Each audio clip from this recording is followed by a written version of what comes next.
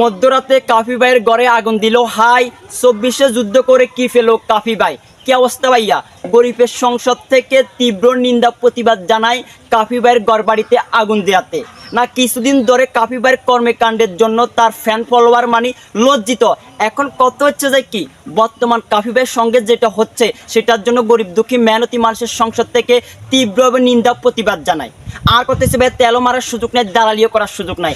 গরিব দুঃখী মেহনতি মানুষের সংসদ থেকে দুই সেরা যুক্তিকতা কইবার লাইছি।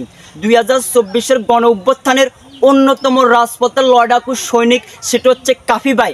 কাফি ভাইয়ের বাড়িতে আগুন দেওয়া দুর্বৃত্তরা এ সাহস কোথায় পায় সেটা গরিবের সংসদ থেকে অন্তর্বর্তীকালীন সরকারের কাছে আমরা জবাব চাই। আমার কথা হচ্ছে ভাই তেলো মারার সুযোগ নাই, দালালিও করার সুযোগ নাই। গরিব দুঃখী মেহনতি মানুষের সংসদ থেকে দুই সেরা যুক্তিকতা করে লাইছি।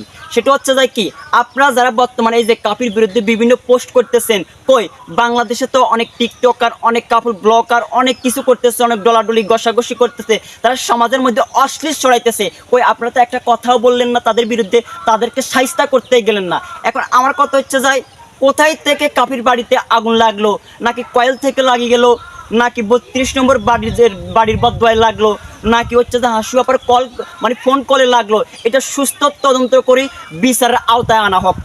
এখানে দুইটা পয়েন্ট আছে গরিবের সংসদ থেকে, সেটা আপনাদেরকে ধরাই দিই। নাম্বার 1 হচ্ছে যে কি এক নম্বরে হয়তো কাফি তার ঘরে আগুন দিতে হইব, নয়তো এই যে আওয়ামী লীগ সন্ত্রাসী দালালেরা আগুন দিব। এই দুইটা ছাড়া গরিব দুঃখী মেহনতি মানুষের সংসদ থেকে আমি মনে করি আর কেউ আগুন দিতে পারে না।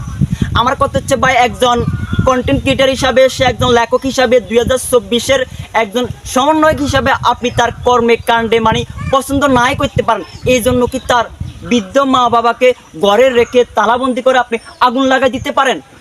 না না, এটা মোটেও গরিবের সংসদ থেকে আমি মনে করি সুস্থ মস্তিষ্কের মানুষের কাজ হইতে পারে না।